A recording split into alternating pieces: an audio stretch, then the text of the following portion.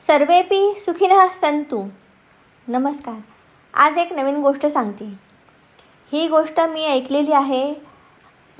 अखंड हरिनाम सप्ताह मुंबईत असतात त्या दरम्यान साधारण 1996च्या वेळची गोष्ट आहे ही. तेव्हा एकनाथ महाराज सदगीर म्हणून एक श्रेष्ठ संत वारकऱ्यांमधले ते कीर्तनात त्यांनी गोष्ट सांगितली होती. महाभारतातली आहे. आज मी ती तुम्हाला सांगते. त्यावेळी द्वापार युग संपून कलियुग येण्याच्या उंबरठ्यावर अशी वेळ होती आणि भगवान श्रीकृष्ण आणि 5 पांडव आपल्या राज्यातनं फेरफटका मारत होते. त्यावेळी पांडव आणि कृष्णांमध्ये कलियुग कसं असेल अशी चर्चा चालू असते. तेव्हा कृष्ण अर्जुनाला सांगतो की तू पूर्व दिशेला जा, भीमाला सांगतो की तू पश्चिम दिशेला जा, नकुलला सांगतो की तू उत्तर दिशेला जा आणि सहदेवला सांगतो की तू दक्षिणेला जा.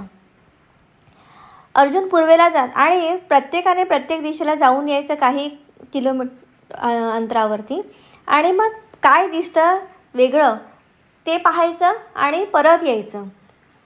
त्यावेळी अर्जुन पूर्वेला जातो.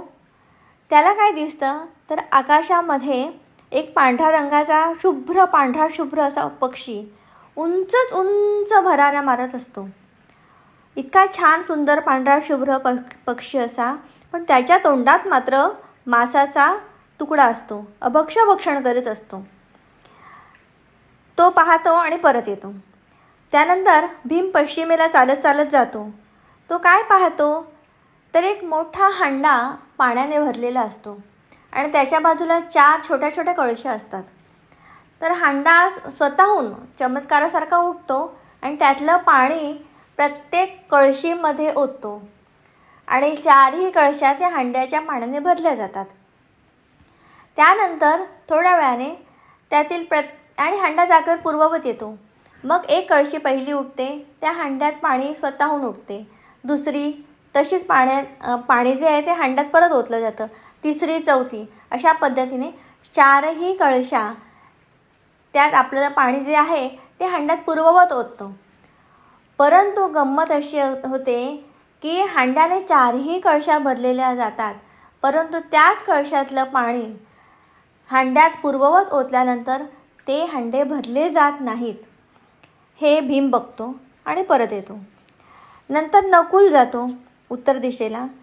त्याला असं दिसतं की एक गाय असते, ती चरत असते, परंतु तिला दुसरंही तोंड असतं आणि दुसऱ्या तोंडाने सुद्धा ती चरत असते. म्हणजे 2 तोंडाची गाय दोन्ही बाजूने चरत असते. हे वेगळं चित्र बघतो आणि नकुल परत येतो. त्यानंतर सहदेव दक्षिण दिशेला जातो. त्याला काय दिसतं की एक मोठा असा दगड डोंगरावरून खाली गडगडत येतो, कोसळत येतो आणि त्याच्या आघाताने मोठे मोठे वृक्ष आणि आजूबाजूचे जे छोटे दगड ते सगळे खाली कोलमडत वाहत खाली येत असतात. आणि पायथ्याशी यायच्या आधीच एक छोटंसं रोपटं असतं, ते त्या दगडाला थांबवून ठेवतो.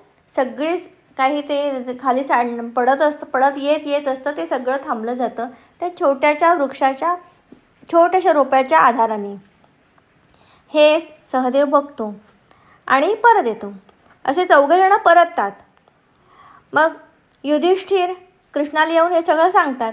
4ही पांडव हे कृष्णाला सांगतात आणि मग याचा अर्थ काय असं ते विचारतात. मग कृष्ण सांगू लागतो की पहिल्याने अर्जुनाने काय बघितलं तर एक मोठा सुंदर पांढरा शुभ्र पक्षी हा आकाशात उंच उडतोय, पण तोंडात मांसाचा गोळा आहे. म्हणजेच कलियुगामध्ये लोक स्वच्छ असतील पण भक्षण करणार.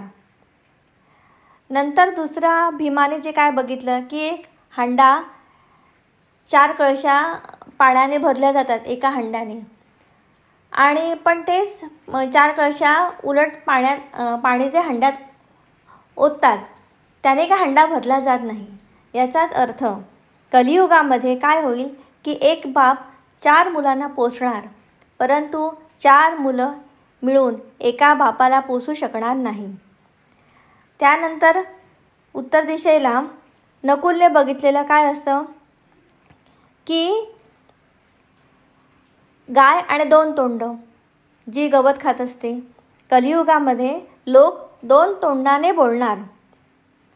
आणि चौथा बघतो तो सहदेव, म्हणजे उंचावरून दगड कोलमडत घरंगळत येतो, त्याबरोबर मोठी मोठी झाडंसुद्धा खाली पडत येतात, परंतु एक छोटंसं रोपट्याच्या आधाराने ते सगळं थोपवलं जातं. याचा अर्थ कलियुगामध्ये पापाचं प्रमाण खूप मोठं आहे आणि होणार आहे, आणि ते पाप स्वतःबरोबर दुसऱ्यांनासुद्धा घेऊन जाईल.